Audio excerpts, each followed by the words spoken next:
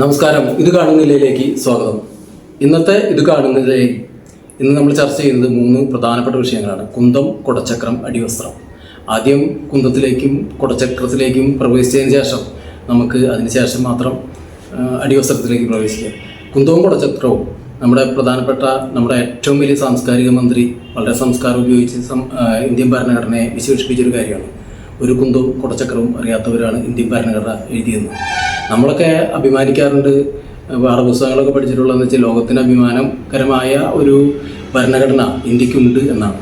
B.R. അംബേദ്കറെ പോലുള്ള ആളുകൾ വളരെയധികം ബുദ്ധിമുട്ടി, അതുപോലെ തന്നെ വളരെയധികം പഠനങ്ങളൊക്കെ നടത്തി ലോകത്തിന് തന്നെ മാതൃകയായ ഒരു ഭരണഘടന ഉണ്ടാക്കി എന്ന് നമ്മൾ അഭിമാനിക്കുമ്പോൾ നമ്മുടെ മന്ത്രിക്ക് മാത്രം മനസ്സിലായിട്ടില്ല. നമ്മുടെ മന്ത്രി പ്രധാനപ്പെട്ട ഒരു പ്രത്യേകം പിടിച്ചൊരു മന്ത്രിയാണ്. കാരണം സാംസ്കാരിക വകുപ്പിൻ്റെ കീഴിലാണ് സിനിമ, സാഹിത്യം, നാടകമൊക്കെ വരുന്നത്. പക്ഷേ ഇദ്ദേഹം ഇതുവരെ സിനിമ കണ്ടിട്ടില്ല എന്ന് പറയുന്നത്. സിനിമ എന്താണെന്ന് അറിയില്ല, സിനിമ തിയേറ്റർ എന്താണെന്ന് അറിയില്ല, മറ്റുള്ളവർ എന്താണെന്നൊന്നും ആൾക്കറിയില്ല. പക്ഷേ ആൾ അവാർഡുകൾ പ്രഖ്യാപിക്കും, കൃത്യമായിട്ടൊന്ന് പ്രഖ്യാപിക്കും.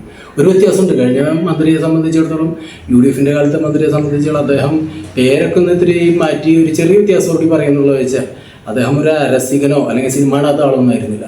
പക്ഷേ ഈ മന്ത്രി സിനിമ കണ്ടില്ലെങ്കിലും അവാർഡുകളൊക്കെ പ്രഖ്യാപിക്കാൻ എടുക്കാനാണ്. കാരണം അവാർഡ് കമ്മിറ്റികൾ ആൾക്കാരെ തിരഞ്ഞെടുക്കലാണ് പ്രധാനപ്പെട്ടത്. അത് പാർട്ടിക്കാരുടെ താല്പര്യമൊക്കെ നോക്കി അദ്ദേഹം അത് ചെയ്യാറുണ്ട്. അത് അദ്ദേഹം എന്തെങ്കിലും ചെയ്തു പോകട്ടെ. കാരണം ആരും അതിലേക്ക് ശ്രദ്ധിക്കുന്ന ആളുകൾ ഇരിക്കുമായിരിക്കും. കാരണം അവാർഡുകളൊക്കെ എങ്ങനെ നിശ്ചയിക്കപ്പെടുന്ന ഒരു ധാരണ പൊതുവിലുള്ളപ്പോൾ നമ്മളതിനെക്കുറിച്ച് ചിന്തിക്കേണ്ട കാര്യമില്ല. പക്ഷേ ഇന്ത്യൻ ഭരണഘടന എഴുതിയവർ കുന്തവും കുടച്ചക്രവും അറിയാത്തവരാണെന്ന് പറഞ്ഞപ്പോൾ ഭയങ്കര ധാർമ്മിക മൂല്യമുള്ള ഒരു മന്ത്രിയായിരുന്നു അദ്ദേഹം. അദ്ദേഹത്തിനെ കുറിച്ച് അന്വേഷണം നടത്തുന്നു പറഞ്ഞപ്പോൾ അപ്പം തന്നെ രാജിവെച്ചു.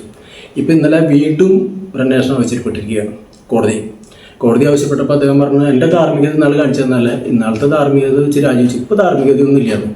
അപ്പോൾ ഈ കേസ് കോടതിയിലെത്തി. കോടതിയിൽ മേൽക്കോടതികളിലൊക്കെ വാദങ്ങളുണ്ടാവും. ആ വാദങ്ങളുടെ അടിസ്ഥാനത്തിൽ അദ്ദേഹത്തിന് സ്വാഭാവികമായിട്ടും ഇതിൽ 1.5 വർഷം അല്ലേ ഇനിയുള്ളൂ തെരഞ്ഞെടുപ്പിന്. അതുവരെ കോടതിയിൽ നീട്ടിപ്പിടിച്ച് അങ്ങോട്ട് മുന്നോട്ട് പോകുകയാണെങ്കിൽ അദ്ദേഹത്തിന് തുടരാൻ കഴിയും. അത് തന്നെയാണ് അദ്ദേഹത്തിൻ്റെ ഉദ്ദേശമെന്ന് തോന്നുന്നു. ഏതായാലും എല്ലാവരും കുറച്ച് നാളൊക്കെ ബഹളം ഉണ്ടാക്കും. അത് കഴിഞ്ഞപ്പോൾ ഇന്ന് കാണുന്ന ബഹളം നാളെ ഉണ്ടാവില്ല. നാളെ റിസൾട്ടൊക്കെ അറിഞ്ഞതിന് ശേഷം വേറെ ബഹളങ്ങളായിരിക്കും. അങ്ങനെ ഓരോ ബഹളങ്ങൾ ഇങ്ങനെ ചുരുങ്ങി വരുമ്പോൾ അദ്ദേഹം അങ്ങോട്ട് രക്ഷപ്പെട്ടു പോകും. കോടതിക്ക് ഇപ്പോൾ ഒരു കേസ് വേറൊരു ഇതിലേക്ക് കോടതിയിൽ ആ കേസ് എത്തിക്കഴിഞ്ഞാൽ ആ ദിവസമല്ല വീണ്ടും വാദം കേൾക്കാനും വിധി പറയാനും വാക്കാനുള്ള അഭിപ്രായമൊക്കെ പറയാൻ കഴിയുള്ളൂ. അതുവരെ മന്ത്രി രക്ഷപ്പെട്ടു വെക്കും. ഈ മന്ത്രിയെ നമ്മൾ 1.5 വർഷം കൂടി സഹിക്കണം. കാരണം ഇന്ത്യൻ ഭരണഘടനയെ കുന്തവും കുടച്ചക്രം എന്ന് വിളിച്ച ഒരു മന്ത്രി കൂടി നമുക്കുണ്ടായിരുന്നു എന്ന് നമുക്ക് അഭിമാനിക്കാം. അടിവസ്ത്രമല്ലേ, അടിവസ്ത്രത്തെ വരെ കോടതി പിടികൂടിയിരിക്കുകയാണ്.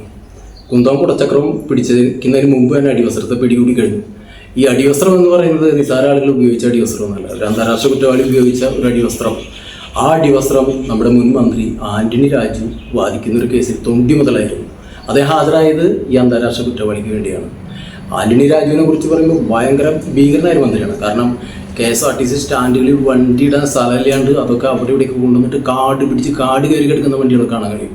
അദ്ദേഹത്തിൻ്റെ വളരെ വളരെ വളരെ പുരോഗമനപരമായതും ദീർഘദൃഷ്ടിയുമുള്ള രീതിയിൽ അദ്ദേഹം ആ KSRTCയിലെ നയങ്ങൾ നടപ്പാക്കിക്കൊണ്ടാണ് അത് അങ്ങനെ സംഭവിച്ചത്.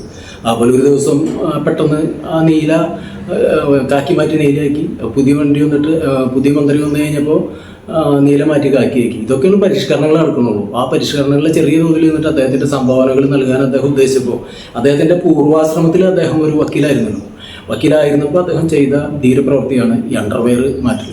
ആദ്യം അണ്ടർവെയർ മാറ്റി എന്നൊക്കെയാണ് കേട്ടിട്ടുള്ളത്. പക്ഷേ ഈ അണ്ടർവെയർ കൃത്യമായിട്ട് അവിടുന്ന് ബെഞ്ച് ക്ലർക്കിൻ്റെ സഹായത്തോട് കൂടി കോടതിയിൽ നിന്ന് എടുത്ത് അദ്ദേഹം അതിൻ്റെ അളവ് കുറച്ചു. കാരണം വലിയ അണ്ടർവെയർ ധരിക്കേണ്ട ഒരു മനുഷ്യനാണ് അദ്ദേഹം ബാധിക്കുന്ന ആ പ്രതി. അയാൾക്കൊരു ചെറിയ അണ്ടർവെയർ കൊടുത്തിട്ട് പറഞ്ഞു, ഇത് എങ്ങനെ ഇദ്ദേഹം ഇട്ടുകൊണ്ട് കിടക്കുന്നത് വെച്ച് കഴിഞ്ഞാൽ ഒരു നിർത്തില്ല, എലാസ്റ്റിക് ഒന്നും ഇല്ലാത്തൊരു സംഭവമാണ്, വലിച്ചിടാനൊന്നും പറ്റുന്നില്ല.